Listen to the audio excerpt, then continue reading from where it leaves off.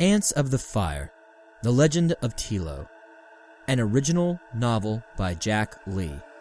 Parts 9 and 10, Fleeing and Betrayal. Part 9, Fleeing. The drone's new home was dark.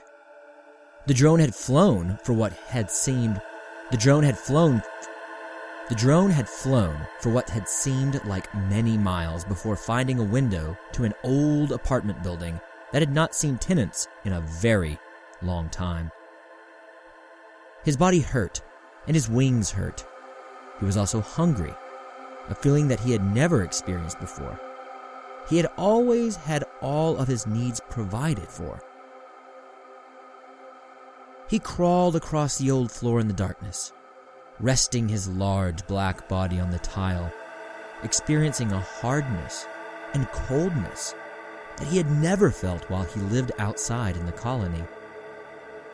He was happy to have gotten away from the colony without having to fight a soldier ant by himself, a fight he would have lost, but he did not know how he was going to survive in here either. Perhaps he had not made a wise trade after all. If he would have stayed at the nest, he would have died from breeding with the queen. Out here on his own, he could die from starvation. Either way, he was still going to die. He sensed something dead on the floor in front of him. He had never had to tear into an insect's carcass before. His food was always brought to him by servants. Servants was a term he always found humorous. They didn't bring him his food out of some sense of duty to him. They brought him his food to keep him alive until the queen chose him for breeding, for killing. They were not his servants. They were his captors. The dead thing in front of him was fortunately on its back. He would not have to suffer the indignity of trying to turn it over by himself. He reached out his antennae and felt the soft belly of the creature. He was sure he could bite into it without having to do any real work. Feeding himself was going to be a lot easier than he thought. He pondered for a moment on why he had not fled the colony sooner. Why was it such a hard decision for him to live? Choosing to live had to have been a more obvious decision than choosing to die, purpose or not. He crawled on the dead body and lowered his head to the soft underbelly of the insect. He had just taken his first bite as a free drone. He moved the creature's flesh around in his mouth. It had been dead a while. It was not fresh. It was not as tasty as the food he was used to. But it was his. That made it the best bite of food that he had ever had. His enjoyment was interrupted. You were trespassing. State your business. He turned to see the largest creature he had ever seen with his own eyes. To be fair, he had never seen any other being other than ants in his life. Anything bigger than the queen was a giant to his limited experience. The creature was several times bigger than the queen. Its antennae stretched out to the sides and each looked longer than its own body. I seek shelter. I'm not a threat to you, the drone said. Another creature of the same make and form crept from the darkness. We know that. State your business. The drone looked around and noticed he was surrounded. He has no business here. Just eat him. No. I was just trying to find food. I stumbled in here. I found this carcass and I wanted to eat. I mean no harm to your colony, I swear it. So you've come to steal food? Not steal. There was no one else around. I thought there was no one here. I can move on. I can find other food. The drone knew that this was a lie. He didn't know why he had just said that. He was scared of starving again. There is no food here. That carcass, as you call it, that you are standing on, is one of ours. He perished at some point. We are here to eat him. You are stealing our food. The creatures moved closer to the drone. He wondered if he would have time to fly away. Wait, please! I've not been educated in your ways. Teach me. I can learn. What are you?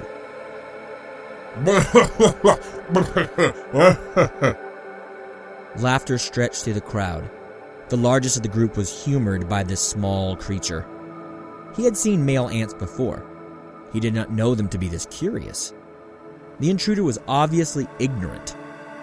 His kind spoke a variety of languages. It helped them negotiate and intimidate whenever there was a dispute over food. It helped them survive. Ants only spoke ant language. We are roaches. We are scavengers. But there is not much here lately to scavenge. We are going to share the body of our dead friend here, and then probably eat you. The roaches moved in closer on the drone, their mouth parts twirling and moving in hunger. Some type of saliva-like substance dripped from their mouths and pooled beneath their heads, creating small pillars of steam that rose into the air. Wait, you said there wasn't food here. Surely, being away from the sun and soil has presented you with a dilemma that requires a solution. What happens after you eat me? We hunt endlessly, their leader said. We will keep to the shadows and scavenge for whatever we can find. We only step into the light when there is no food to be found in the shadows. We have little use for the sun. The drone felt the carcass begin to shake violently. One of the roaches was pulling off the dead roach carcass's leg. My race are also scavengers and hunters. But we have ways of storing food. The carcass stopped shaking. He had the crowd of roaches at full attention. He had never seen roaches before. He was not familiar with their facial expressions or movements. The look in their eyes seemed to him, though, to be one of astonishment. Store food?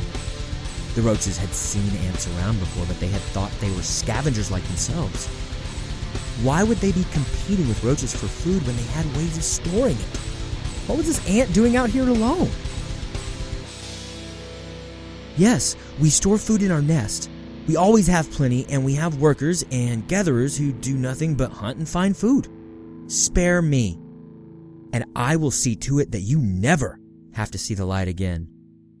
You are the ruler of your kind, then? No. We have a queen, but I could lead you to our nest. I'm sure together we could arrange something. I could be the ruler. The crowd of roaches spent a moment in discussion.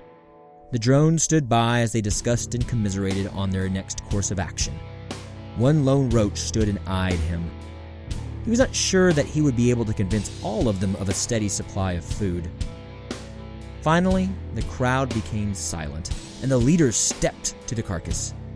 He looked at it with what appeared to the drone to be finality.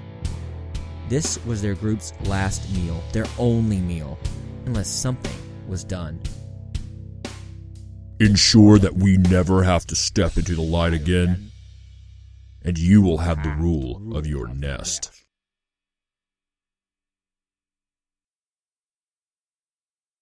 Part 10. Betrayal. Our hunters and gatherers found the drone shortly after.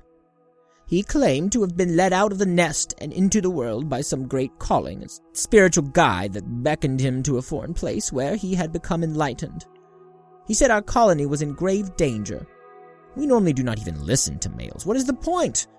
They serve their purpose and then they die. I don't know why we chose to listen to him. At the time, we had a large colony with many young queens. The drone convinced us that resources were limited. They weren't, but he instilled enough fear in us that we believed it was so. He convinced us that only one queen was necessary, that the other queens created a bureaucracy that made our hive wasteful and inefficient, or would pose a threat to us when they went out to start new colonies. They posed no such threat. but we eliminated the waste anyway. We'd never slaughtered our own queens before. Many soldiers refused to kill their own sisters and mothers. Civil war broke out among the colony until one queen remained. My mother, your mother, all of the other queens and their antlings were killed. Our forces were weakened from all of our internal chaos from the killing of our queens and their servants. The drone orchestrated 2 attacks on the colony with his newfound allies. He told them where the queen's chambers were. A small force of roaches crashed through the nest, destroying our tunnels and passageways and leaving the queen trapped. We could not get her out. They made their way into the queen's chambers. All of our forces flooded into the throne room to protect the queen. Nurses, soldiers, hunters, gatherers, everyone was fighting the roaches. We were distracted. It was all a ruse. Our eggs were left unprotected. The drone entered the nursery and stole away with some of our eggs. He had to have had help. There had to have been some workers and nurses that gathered to his cause.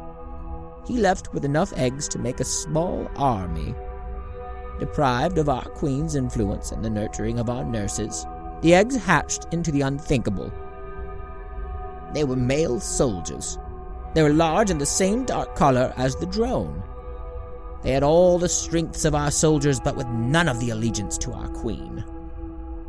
Even though she was their mother, they were still male. Males know nothing of loyalty to a colony. The second attack was much heavier. I am certain that we could have been able to fight them off, but it was a cover as well. While the roaches swarmed around the outside of the nest, the queen was left with only a few guards to protect the throne room. The drone marched his abominations into the queen's chambers once more and ordered her to surrender or lose the colony completely. She yielded. The drone declared himself ruler. His male abominations were his royal guard. After the queen's surrender, we were forced to march to the roach's dwelling.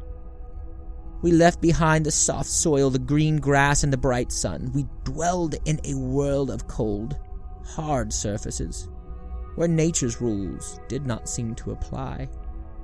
It never rained. It was never hot or cold. Nothing green grew from the ground. There were none of creation's colors to fill the eye. We carried what was left of our eggs to this new place. Our queen's wings were bound, but she would not have abandoned us even if she could have fled. We took up residence in the land of the roaches. It was our prison, our confinement. Some even started calling it our new home. After we had a new nest inside, you see, the drone ordered all our sisters to be maimed. The king ordered the royal guard to rip their weapons from their bodies. They could not fight. The royal guard ripped the feelers from our sisters' faces. They could not sense or talk, unable to perceive our ant language. So, they cannot speak or hear or feel. The roaches, along with the royal guard, forces them to mindlessly move single file along the cracks and crevices of their new dwelling. All they do is mine the environment for food for the roaches, so the roaches don't have to gather it themselves. The king rules the colony and pays tribute to those monsters. Our sisters, once proud servants and daughters of our mother and queen, are now only slaves, carrying their loads in long, straight lines. That's all they know how to do now, Telo. Stay in line.